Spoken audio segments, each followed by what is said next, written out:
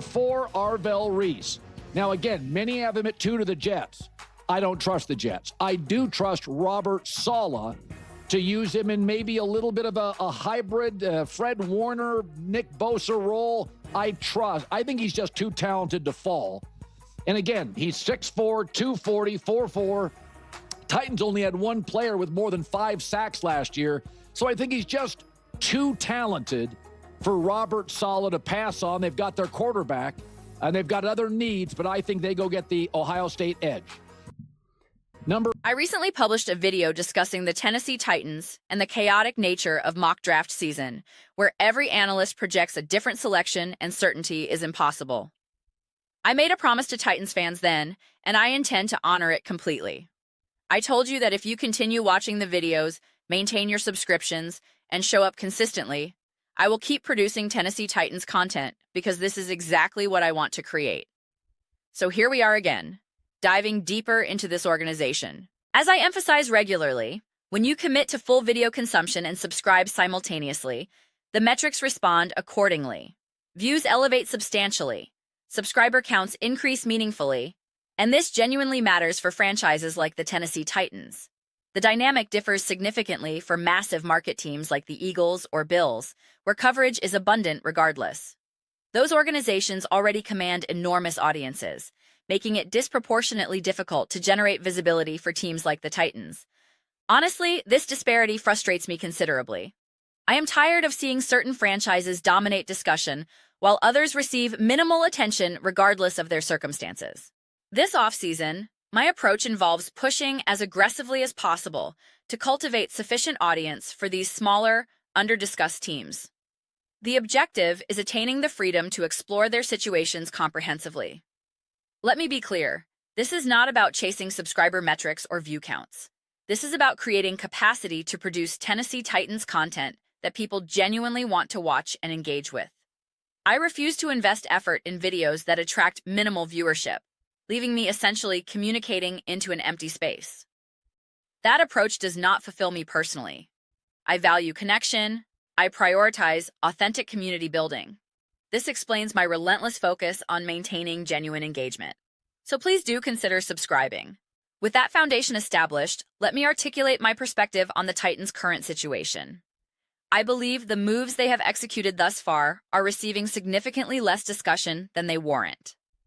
There is a puzzling inconsistency in how we evaluate Brian Daboll. When he was with the Bills, when discussions involved potential connections to the Eagles, the evaluation was overwhelmingly positive. Yet now that he has joined the Titans, the conversation has diminished substantially. The same pattern applies to Robert Saleh. His tenure with the Jets generated mixed evaluations, but in retrospect, many acknowledge he was actually a quality coach.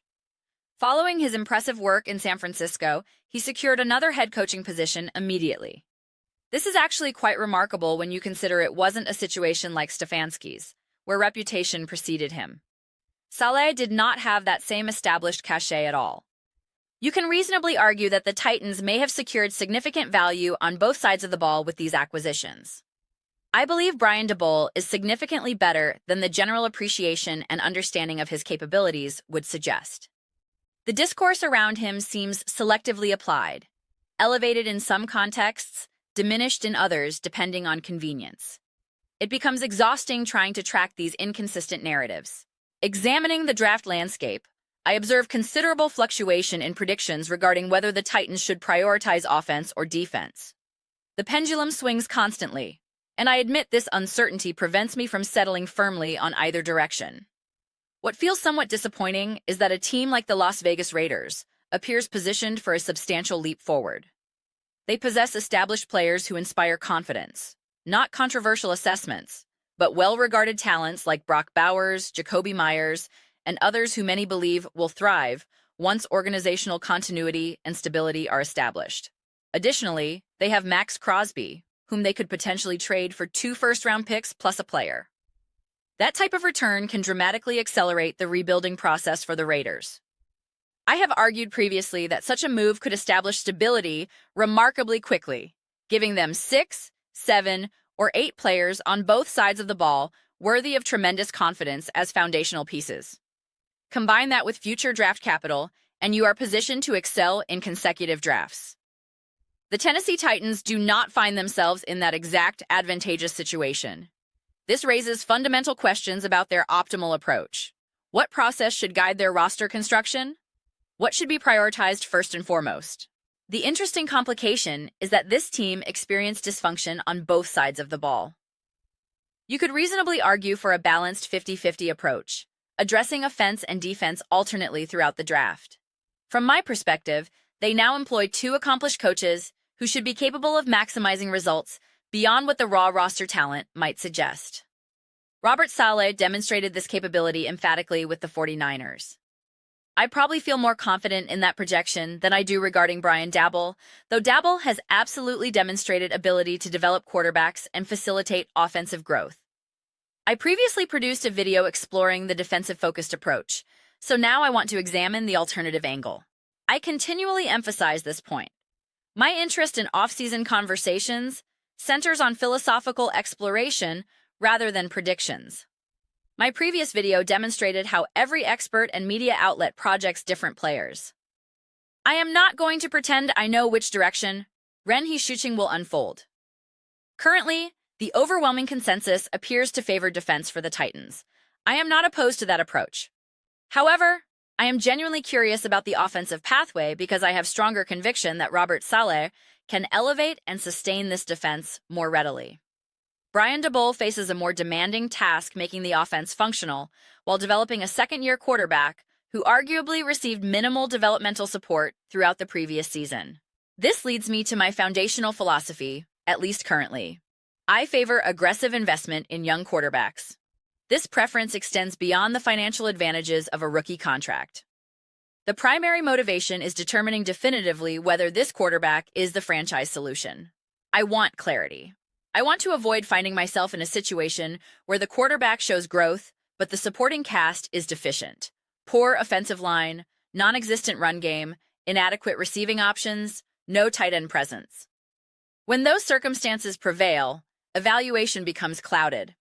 Is he actually good, or is the environment limiting him? I would rather allocate maximum resources toward him, even if it means fielding a historically poor defense temporarily. At least then, I can observe genuine week-over-week improvement with adequate tools and reach confident conclusions about his capabilities. More data points facilitate better decision-making. I believe in Cam Ward's potential, certainly. But I am not going to pretend I possess all the answers, and neither should anyone else. There remains a substantial developmental process ahead. I wonder whether prioritizing offense in this draft could accelerate that timeline meaningfully. Considering the counter-argument, we observed a team with numerous needs, particularly along the offensive line, select a premier offensive weapon, and the results were not immediately successful. The Raiders drafted Brock Bowers despite obvious line deficiencies, and now they face a more complicated quarterback situation than originally anticipated. However, the alternative approach involves drafting an elite weapon now and addressing line needs in subsequent drafts.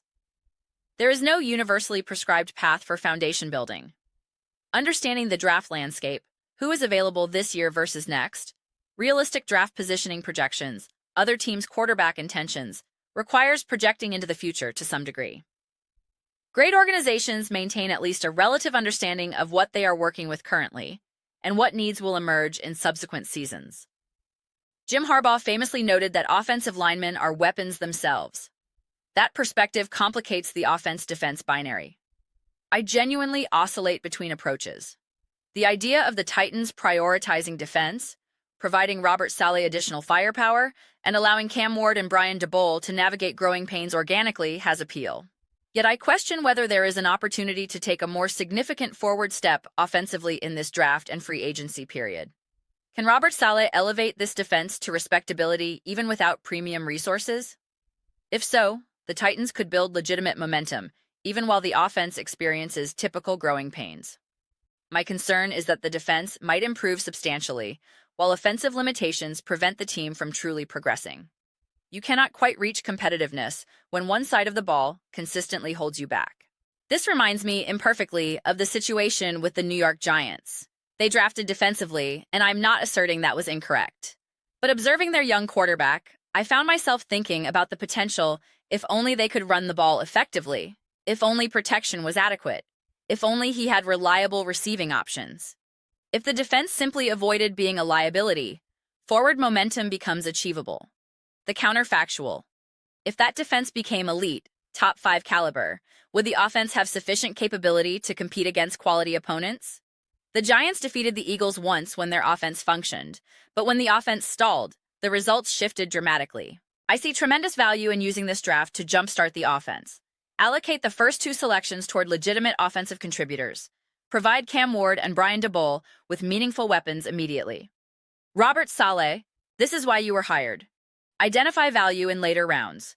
Communicate your needs clearly and work with what becomes available. Even if Saleh cannot replicate the defensive magic he achieved in San Francisco immediately, I believe improvement is virtually guaranteed. Additionally, the potential to discover gems in later rounds exists.